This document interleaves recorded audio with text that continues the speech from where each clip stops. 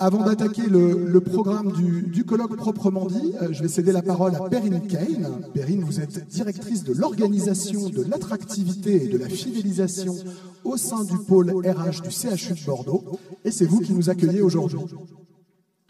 Mesdames, Messieurs, bonjour à tous. Je suis ravie et honorée d'ouvrir ce 19e colloque management, qui est un temps fort pour vous, pour nous. Et je vous remercie de répondre toujours aussi nombreux, signe que le management hospitalier est toujours motivé pour apprendre, partager et remettre en question ses pratiques. Et donc c'est guidé par ces intentions que j'ai à cœur d'ouvrir ce colloque aujourd'hui. Si vous êtes toujours aussi nombreux et nombreuses et enthousiastes chaque année, c'est que les sujets autour du management sont variés, complexes et évolutifs. Aujourd'hui, nous allons traiter du leadership et ouvrir encore un peu plus le spectre, car le leadership n'est pas réservé qu'aux managers. Mais pourquoi n'a-t-on pas réussi à trouver un mot français pour traduire ce concept de leadership ? Jean-Michel Plane, professeur titulaire des universités à l'université Paul-Valéry Montpellier III et président d'honneur de l'AGRH, nous le dira peut-être dans son intervention, qui va permettre de replacer le leadership dans son contexte historique et scientifique. Le leader, c'est celui qui conduit, qui mène, qui dirige. Et pour ma part, j'ai vu, dans mes 10 ans d'exercice hospitalier, une nette évolution d'une approche très verticale du leadership, du haut vers le bas, à une approche plus horizontale, voire même de l'intérieur vers l'extérieur. C'est-à-dire comprendre ce qui me motive, moi, en tant que manager, et ce qui motive également les autres, et construire, avancer ensemble à partir de ça. Nous sommes passés de leaders qui savaient, qui imposaient leur savoir aux autres, sur le modèle du père ou de l'éducateur, à des leaders d'aujourd'hui qui initient, qui accompagnent et font ressortir le trésor qu'il y a en chacune des personnes de nos équipes, plutôt sur le modèle du grand frère qui accompagne ou du coach. Et je crois que c'est particulièrement visible dans les établissements de santé. Si je prends par exemple la figure importante du médecin dans nos établissements, c'est quelqu'un qui détient un savoir particulièrement précieux et il avait tendance, il y a des années, à l'imposer aux patients pour, disait-on, leur bien, en tout cas pour les soigner. Et personne n'aurait imaginé remettre ce savoir en question. Mais depuis quelques décennies, autour du concept de démocratie sanitaire, les droits du patient ont été mis en avant, notamment avec le principe du consentement libre et éclairé. Et une véritable relation collaborative s'instaure dans la relation de soins, qui ne peut être efficace que si le patient en est le principal acteur. Donc le changement est majeur dans nos établissements, et il me semble qu'il est plutôt bénéfique. Et l'évolution se joue aussi pour les autres leaders de l'hôpital. Et cet après-midi, d'ailleurs, Anne Le Gagne, médecin hospitalier et professeur à l'EHESP, nous parlera de l'évolution du superviseur il y a quelques années au leader aujourd'hui dans les fonctions managériales. Si vous êtes nombreux aujourd'hui présents, c'est aussi parce que je crois que nous avons besoin, nous les managers hospitaliers, de temps de partage, de respiration et de prise de recul sur nos pratiques professionnelles dans un contexte qui n'est pas tous les jours facile, pour rester très mesuré dans mes propos. Alors, Rémi Delecta, Dominique Ansould, Claire Gatesel et Valérie Berger nous parleront en détail du leadership dans le contexte actuel. Mais j'aimerais déjà y revenir pour contester l'idée reçue d'une crise chez les managers. Oui, c'est vrai, le contexte actuel est difficile. Après des années de crise sanitaire, de rigueur budgétaire, d'obésité réglementaire, de pénurie de personnel.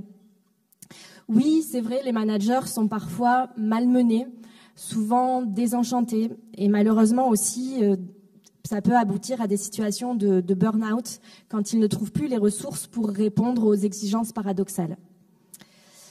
Mais pourtant, je suis certaine que chacun d'entre vous, là maintenant, vous pouvez convoquer immédiatement un souvenir récent d'une satisfaction managériale. Et je vais vous laisser 10 secondes pour vous en imprégner, car je pense que ça peut nous mettre dans une bonne énergie pour démarrer ce congrès avec la foi que nous sommes à notre place, ici, en tant que manager.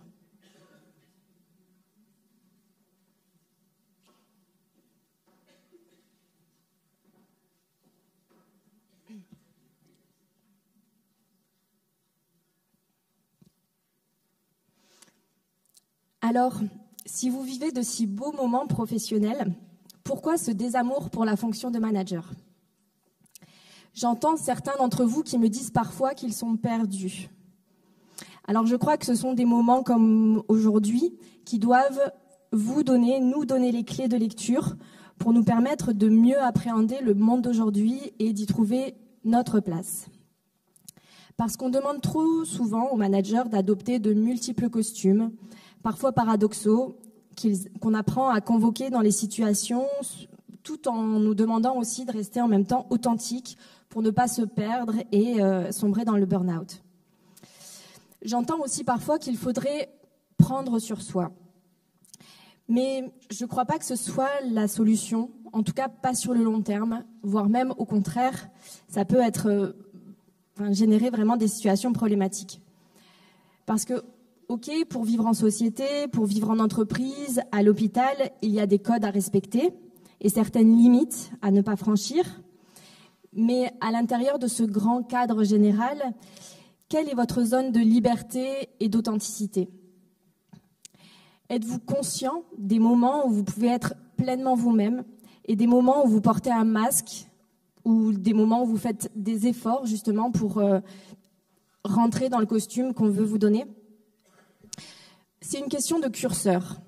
Et je ne crois pas que ce soit possible d'ailleurs d'être à 100% libre et authentique.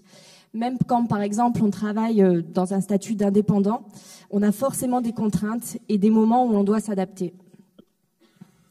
Mais ce curseur, aujourd'hui, est-ce que c'est le bon pour vous ?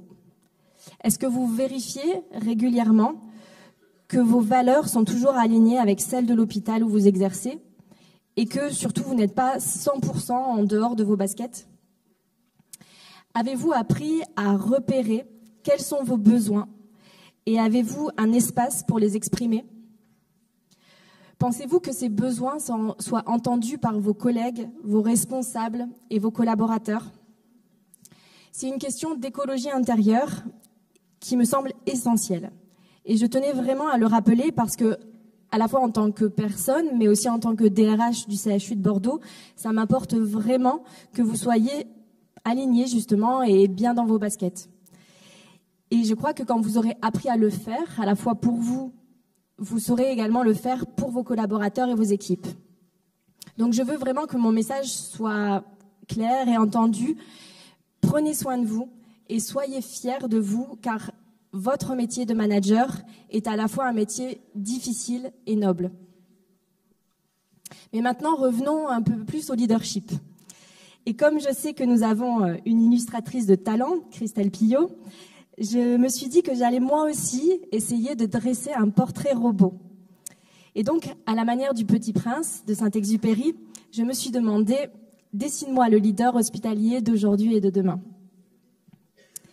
Alors, je vais vous brosser rapidement mon portrait robot qui sera, je pense, complété par Marc Beretta, Brigitte Feuillebois et Alice Barbe qui nous parleront cet après-midi des compétences du leader de demain. Pour moi, un bon leader ressemble à un guide de haute montagne. C'est quelqu'un qui arrive à faire en sorte que les femmes et les hommes qui lui sont confiés aient envie d'aller vers l'ambition dont il pense qu'elle est la bonne pour le groupe. En l'occurrence, le sommet, puisqu'il se fixe des objectifs ambitieux. Le leader va réussir à transformer une addition d'êtres humains en une synergie de volonté tendue vers un objectif commun. Mais vous allez me dire, comment arrive-t-il à cet exploit ? On a vu déjà qu'il aimait les challenges, qu'il avait de l'ambition, mais surtout, il est agile. Et cela lui permet de s'adapter à des terrains en constante mutation. Il a la flexibilité du roseau qui plie, mais qui ne casse jamais. C'est-à-dire la capacité à faire varier les moyens d'action tout en gardant le même objectif. Et selon la formule du général prussien von Moltke, aucun plan de guerre ne résiste au premier coup de canon. Et donc, pour reprendre plutôt la métaphore de la montagne, on peut dire que si le chemin devient impraticable, notre guide est capable de revoir son plan de route pour emprunter un autre chemin. Et il se laisse donc la possibilité de changer d'avis en fonction du contexte. Et ce n'est pas vécu comme un aveu de faiblesse, ni par lui, ni d'ailleurs par ses équipes. Donc notre guide ose montrer sa vulnérabilité parce qu'il est humain et il ose dire aussi qu'il ne sait pas tout, voire même qu'il s'est trompé. Et pour accompagner cette posture dite basse, notre leader est aussi une personne humble. Ça peut sembler contre-intuitif, peut-être, mais je crois pourtant que c'est essentiel. Je n'ai pas le temps de détailler ici le concept de servant leadership, et peut-être que d'autres en parleront au cours de la journée, mais je vous invite vraiment à vous en inspirer. Parce que ce sont nos collaborateurs qui créent de la valeur, et je crois que nous, notre rôle en tant que manager, c'est de les mettre dans les meilleures conditions pour qu'ils puissent le faire. Donc le leader se met au service de son équipe tout en donnant le tempo. Il y a beaucoup de formations, de webinaires ou autres où on prétend vous donner la recette magique pour motiver vos équipes, alors que je crois que le bon leader va surtout chercher à créer les conditions de l'automotivation. D'ailleurs, c'est comme pour le sens au travail. Je ne crois pas qu'on puisse créer du sens, imposer le sens, mais plutôt créer les conditions pour que chacun trouve son propre sens. Et donc, par exemple, au CHU de Bordeaux, nous venons de lancer le dispositif de la prime d'engagement collectif. C'est un dispositif qui vient récompenser des initiatives menées par des équipes pour améliorer la qualité de prise en charge des usagers ou améliorer les conditions de travail des professionnels. Et en fait, au-delà de la récompense financière, c'est la reconnaissance qui est plébiscitée à travers ce dispositif. Les équipes qui sont récompensées deviennent visibles. Elles sont mises en lumière en interne, à l'intérieur de l'établissement, mais aussi à l'extérieur, puisqu'on va communiquer sur ces initiatives. Et elles vont même pouvoir inspirer d'autres professionnels, d'autres services. Donc, il y a 15 jours, notre comité d'engagement collectif a auditionné près de 60 initiatives très différentes, mais toutes plus intéressantes les unes que les autres. Il y a ceux, par exemple, qui sont venus nous parler de leur comité de rédaction mis en place pour rédiger un journal interne, ou alors d'un challenge qui consistait à faire pédaler les résidents et les professionnels d'un EHPAD au moment du Tour de France pour se mettre dans la même situation. Ou alors, il y avait aussi la création d'un hôpital de jour pour les personnes transgenres, la création d'un compte Instagram pour sensibiliser à l'hypertension artérielle, ou encore des équipes qui se sont lancées dans des démarches d'unité durable. Vraiment, tout ça, ce ne sont que des exemples. Il y en a eu plein d'autres. Mais ce qui est sûr, c'est que c'était vraiment passionnant pour l'ensemble des membres du comité. Et moi, ce qui m'a le plus touchée durant cette journée, c'est de percevoir l'engagement des professionnels, leur enthousiasme débordant. Et je suis persuadée que cela a été rendu possible parce que nous avons créé justement cet espace pour qu'ils puissent, les professionnels, donner du sens à leur travail à travers la cohésion d'équipe et le service rendu aux usagers. Parce qu'au fond, c'est ce qui nous motive, nous les hospitaliers. Mais revenons donc à notre leader. On a vu qu'il était facilitateur et on retrouve également cette posture à travers le concept de manager-coach, auquel je crois beaucoup puisque je me suis moi-même formée et que je pratique le coaching. Dans cette situation, on peut, en tant que leader, on a vu qu'on ne savait pas forcément tout, mais ça peut être aussi une stratégie, c'est-à-dire de dire aux équipes qu'on ne sait pas, pour pouvoir les laisser faire, finalement, parce qu'on leur fait confiance et parce qu'on veut leur donner de l'autonomie et des responsabilités. Pour cela, bien sûr, il faut s'être libéré d'une volonté de contrôle excessif, de perfectionnisme, et puis savoir valoriser l'échec, parce que l'échec montre justement que notre équipe a su prendre des initiatives et qu'elle devient autonome. Et pour cela, il ne faut pas vouloir non plus régler tous les problèmes avant même qu'ils apparaissent dans son unité. Et je crois vraiment qu'on peut être au service de son équipe sans pour autant vouloir les protéger de tout. On peut prendre soin de l'autre sans pour autant l'infantiliser. Et pour terminer, et c'est sûrement le plus important, le leader a foi en l'humain, en sa dimension à la fois individuelle et collective. Et il a justement envie d'en prendre soin et de le faire grandir. Il est à l'écoute, empathique, il sait parler au cœur des femmes et des hommes qui l'accompagnent, il sait les faire rêver aussi. Et je crois que c'est essentiel pour relier l'envie individuelle et le destin collectif. Et par exemple, dans notre groupe de randonneurs, chacun veut atteindre le sommet, mais pour différentes raisons. Et donc, notre guide, par sa fine compréhension de l'être humain, saisit les enjeux individuels de chacun et finalement réussit à emmener le collectif vers ce but commun. Alors, je ne sais pas si ma longue tentative de vous dessiner un leader vous satisfait complètement, ou si vous êtes plutôt comme le petit prince, justement, qui s'acharne pour qu'on lui dessine le mouton qui saura sauver sa planète. Et finalement, si vous vous souvenez, le petit prince est satisfait lorsque l'auteur lui dit « ça, c'est la caisse, le mouton que tu veux est dedans ». Et si on tire le fil, moi, j'aurais envie de vous dire « ça, c'est la caisse et le manager que vous voulez est dedans ». C'est pas pour me défiler, mais j'ai justement envie de vous laisser imaginer, créer le manager que vous avez envie d'être. Parce que c'est important aussi de s'autoriser à rêver, et surtout parce qu'il n'y a pas un seul bon profil de manager. Et puis cette caisse, c'est aussi la boîte à outils du manager. Parce que je crois que le leadership s'apprend, comme tout. Certes, on part avec un capital différent, selon notre personnalité, notre environnement de naissance, notre milieu social, notre éducation. Mais ce n'est jamais une fatalité. Et je suis persuadée que tout se construit, se déconstruit, se reconstruit en permanence. Mais pour y arriver, il faut y croire. Et puis, il faut aussi savoir d'où on part et puis savoir où on veut aller, fixer un cap. Et pour vous outiller, renforcer vos fondations. Je travaille actuellement avec un groupe de professionnels, de cadres de différents secteurs, qu'ils soient médicaux ou non médicaux, à l'actualisation du parcours managérial du CHU de Bordeaux. Dans un premier temps, plutôt destiné aux managers du CHU, mais qu'on pourra rapidement développer pour l'ensemble des managers, à la fois du groupement hospitalier de territoire et puis au-delà de la région. La particularité de ce parcours, c'est qu'on a souhaité qu'il s'adresse à tous les managers sans exception. Cadres de santé, cadres administratifs, techniques, logistiques, médecins, directeurs, managers d'équipe ou managers de projet, managers en devenir ou managers plus expérimentés.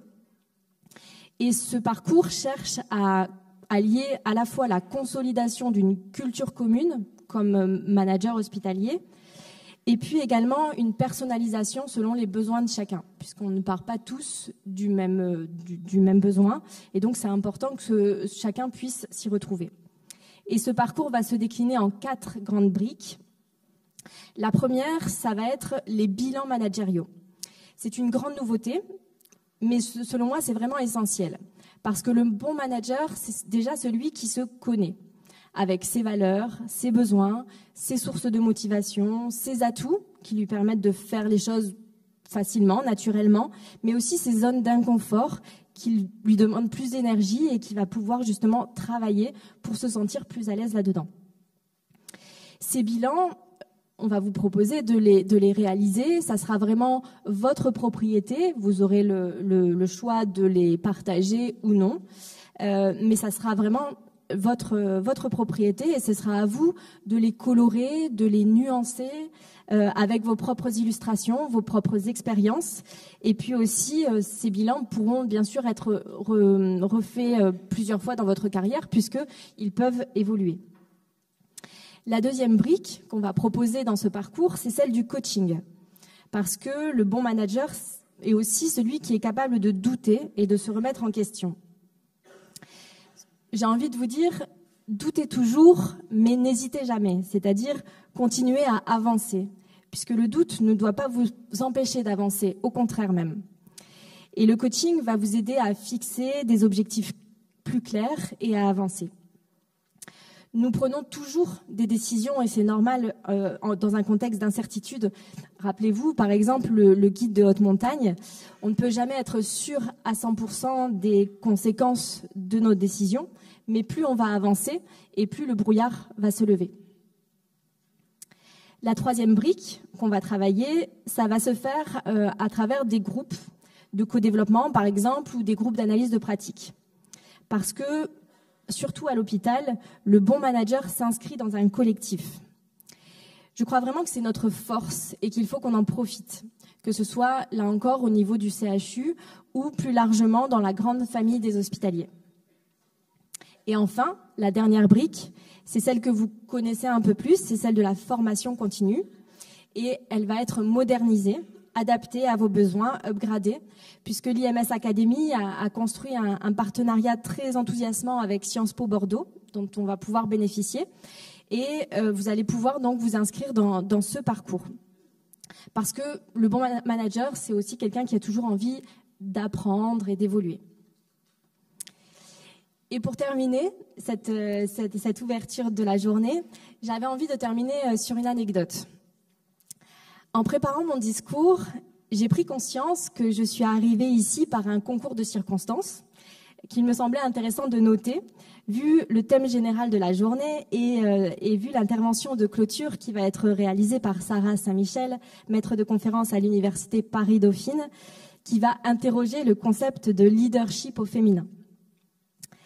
En effet, j'ai été invitée à venir ouvrir cette journée parce que ceux qui d'habitude introduisent cette journée étaient indisponibles. Bon, jusque-là, rien d'atypique, puisque ça nous arrive régulièrement de nous remplacer. Mais ce que j'ai trouvé intéressant de noter, c'est que toutes ces personnes qui devaient ouvrir normalement la journée et qui le font habituellement, ce sont tous des hommes. Alors, c'est juste des faits. Je ne veux pas, c'est pas pour polémiquer du tout. C'était juste un clin d'œil et surtout une grande fierté. À partir de là, j'aurais pu me mettre une certaine pression. J'aurais pu me demander ce qu'ils auraient dit à ma place. D'ailleurs, parce que certains pensent que les femmes qui prennent des responsabilités ont tendance à vouloir imiter les hommes plutôt que d'assumer justement un leadership au féminin.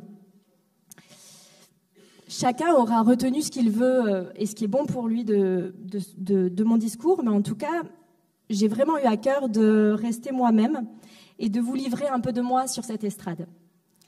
C'est pas un exercice facile, j'avoue, mais ça m'apporte vraiment une grande satisfaction et ça donne aussi du sens à mon engagement quotidien auprès de vous.